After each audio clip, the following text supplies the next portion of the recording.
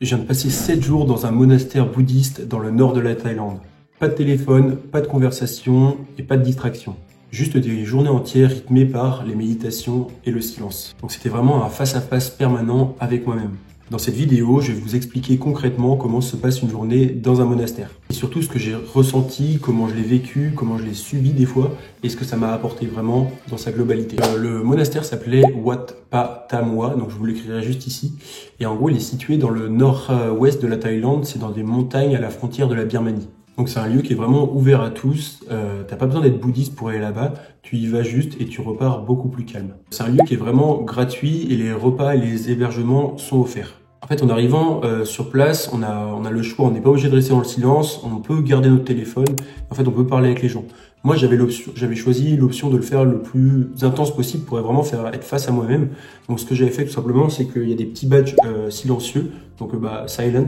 Moi, je l'avais mis du début à la fin et au final, personne ne vient de parler parce que ça veut dire que tu veux être silencieux.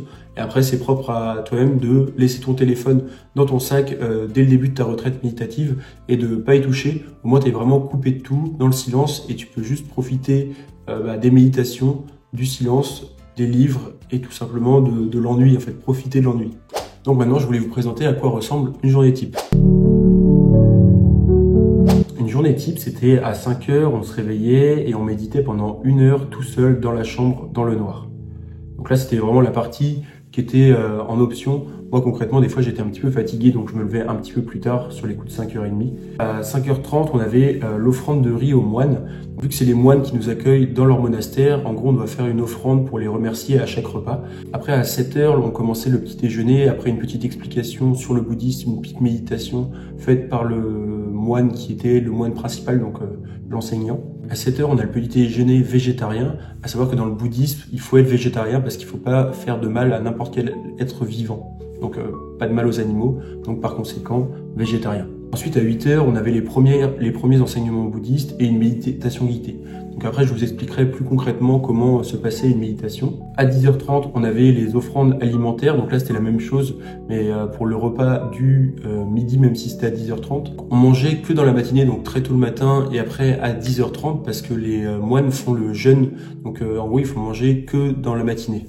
Donc c'est pour ça le dernier repas était à 10h30 et après on n'avait plus aucun repas de la journée jusqu'au lendemain. À 13h on avait le Dhamma Talk, donc concrètement c'était le moine qui nous expliquait les enseignements du Bouddha un petit peu plus en détail que ceux du matin.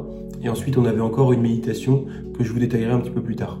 Ensuite à 16h on avait les tâches pour aider le monastère. Donc concrètement il y a de l'entretien à faire pour le monastère et vu que c'est gratuit on doit y participer. Donc moi c'était la saison où il y avait les feuilles qui tombaient, donc il y avait beaucoup de feuilles à ramasser. Donc il y avait une bonne partie de ceux qui faisaient la retraite méditative qui ramassaient des feuilles.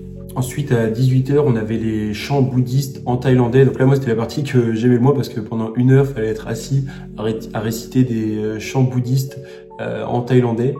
Et je voulais juste vous faire écouter ce petit extrait de ce à quoi ça pouvait ressembler les méditations et surtout les chants bouddhistes dans le monastère. Antamayang sankhanusatinayang kalomase supatipanno bhagavato sarvaka sangho. Et ensuite, on avait encore une méditation de 1 demi-heure, 1 heure, jusqu'à la tombée de la nuit et les derniers enseignements du moine. La journée se terminait sur les coups de 20h30, 21h, où on allait au lit, et après les journées recommençaient comme ça indéfiniment. La méditation ici, elle se divisait en 4 temps très simples mais très efficaces. Donc le premier, c'était des enseignements et on apprenait à respirer, c'est aussi simple que ça, avec le Bu-Do. Donc Bu, c'est la partie où on inspire, et Do, où on expire. Donc on devait faire ça pendant 1 demi-heure pendant les enseignements du moine. Donc il y avait un moine qui parlait super bien anglais et qui nous parlait du bouddhisme, qui nous expliquait le bouddhisme, en quoi ça consistait. Et en gros, pendant tout ce temps-là, on devait se concentrer sur notre respiration, donc Bu, Do. Et en vrai, en faisant ça, on apprend à être l'observateur et pas le penseur en fait. On arrive à être observateur de nos émotions, de nos pensées. Donc un exemple très simple, c'est si on est énervé, en fait, on va plus être conscient qu'on est arrivé en observateur et pas être soumis à nos émotions. Donc c'était vraiment ça le but du jeu en se concentrant sur notre respiration. Ensuite, on partait pour une marche méditative pendant 1 heure. Donc le matin, c'était autour des temples et le deuxième, c'était un peu plus dans la montagne. Donc c'était vraiment un rythme qui était très lent. On était pieds nus et on devait tout simplement se concentrer sur notre respiration. Bout, dos. Et en fait, c'est vrai qu'on se rend compte que notre cerveau a vite tendance à divaguer sur d'autres pensées. Généralement, c'est à propos soit du passé, soit du futur. On n'arrive pas à se concentrer dans l'instant présent. Et juste le fait de respirer et se concentrer sur notre respiration, ça nous permet d'être posé et dans l'instant présent. Donc le but du jeu, c'était de se concentrer le plus longtemps possible. Donc au début, on marche. Moi, concrètement, au début, j'allais faire même pas 5-10 respirations ou dos. Et en plus, il faut le faire à un rythme très très lent que mon esprit divaguait déjà. Donc le but du jeu, c'était de rester le plus longtemps concentré sur notre respiration pour être dans l'instant présent. Après, on revenait dans le hall de méditation, donc après avoir marché 1 heure autour du monastère. Et c'est là qu'on s'asseyait en tailleur et on devait concrètement scanner tout notre corps.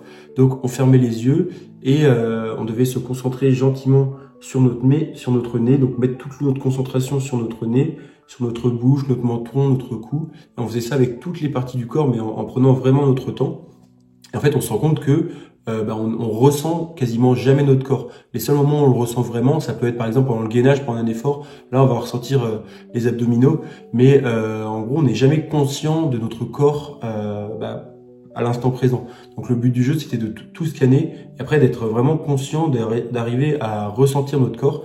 Et franchement, le fait de le faire tous les jours, à la fin, j'y arrivais de mieux en mieux. Et c'est vrai que c'est quelque chose de plaisant de pouvoir ressentir son corps à l'instant présent, à l'instant T. Et après avoir fait pendant 1 demi-heure, 45 minutes, la méditation assise, où là on était en tailleur, on passait à la méditation allongée. Donc là, on s'est allongé sur les tapis.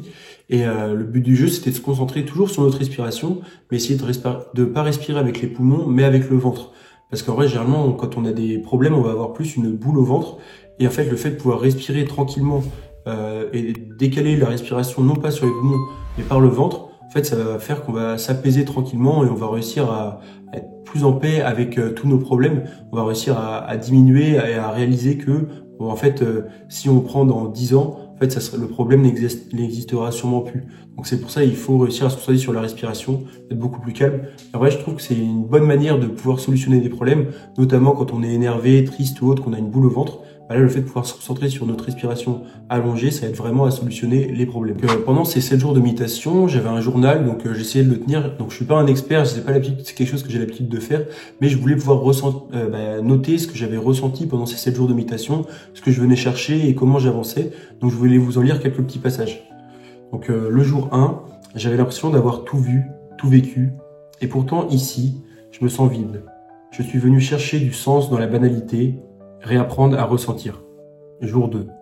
Tout ce que j'ai envie de faire, c'est fuir. Je me fais chier, mais j'ai compris un truc. Ce feu en moi, cette envie d'aventure intense, il faut l'apprivoiser, l'apaiser. Donc là, c'est vrai que les premiers jours, franchement, c'était hyper dur. J'avais vraiment envie presque d'abandonner parce que je me disais, mais qu'est-ce que je fais là? En fait, moi, ça me faisait pas sens. Je suis pas quelqu'un qui médite constamment. J'avais déjà médité quelques fois 15-20 minutes ponctuellement, mais j'avais pas l'habitude de faire quelque chose d'aussi intense et en fait de faire face à moi-même. Donc c'est pour ça les premiers jours c'était vraiment très difficile, j'ai vraiment eu du mal. Jour 3, je commence à sentir une évolution. Pendant la marche, j'ai réussi à rester concentré 30 respirations d'affilée. C'est rien pour certains, mais pour moi c'était énorme.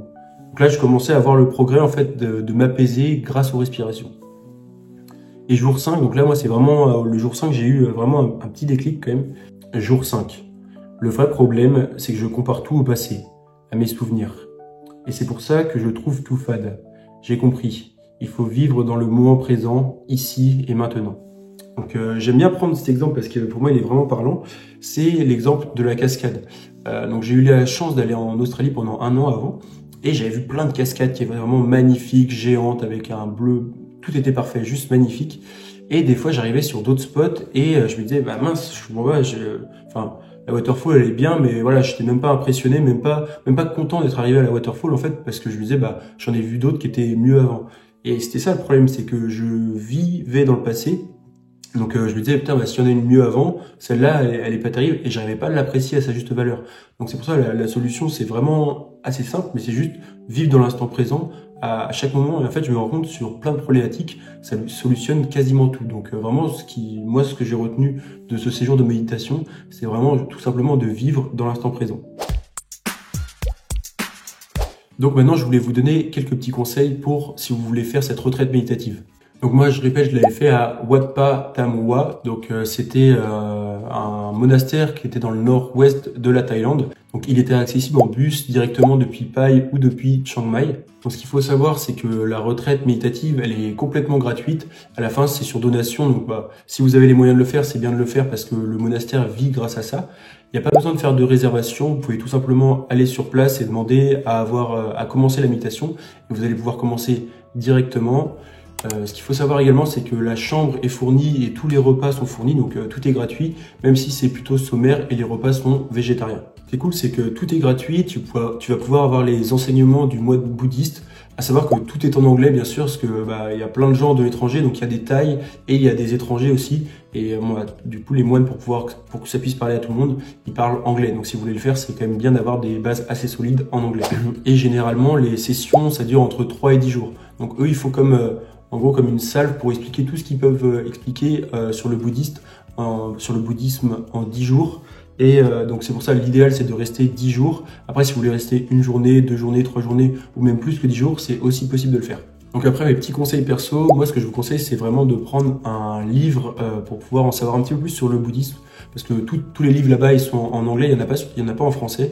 Et moi quand je lisais en anglais, à chaque fois au bout de 20 pages, je m'endormais, donc c'était un petit peu compliqué de pouvoir creuser le sujet du bouddhisme. Prépare-toi à affronter le vide, l'ennui, c'est là que tout commence. Et le but du jeu, c'est tout simplement de venir sans attente, mais avec une vraie ouverture d'esprit. Après, ce genre de retraite méditative, il est dans les zones reculées, donc même il nous avait dit, faites attention, il peut y avoir des serpents, donc il y a toujours un risque de se blesser. Donc moi, perso, je prends toujours une assurance, j'utilise Chapka, avec le lien que je te mets dans la description, tu auras moins 5%, donc n'hésite pas à l'utiliser si tu veux partir à l'étranger pour faire une de ces retraites méditatives. Je ne suis pas devenu moine et je suis pas devenu éveillé. J'ai appris à ralentir, écouter le silence et ne plus fuir l'ennui. Cette retraite m'a confronté à des émotions que je fuyais depuis longtemps et c'est pour ça que je la conseille à tous ceux qui ont besoin de se retrouver. Si cette vidéo t'a parlé, tu peux me lâcher un petit like, un commentaire, t'abonner et n'hésite pas à partager la vidéo. Et sur ce, je te dis à la semaine prochaine pour une nouvelle vidéo. Ciao!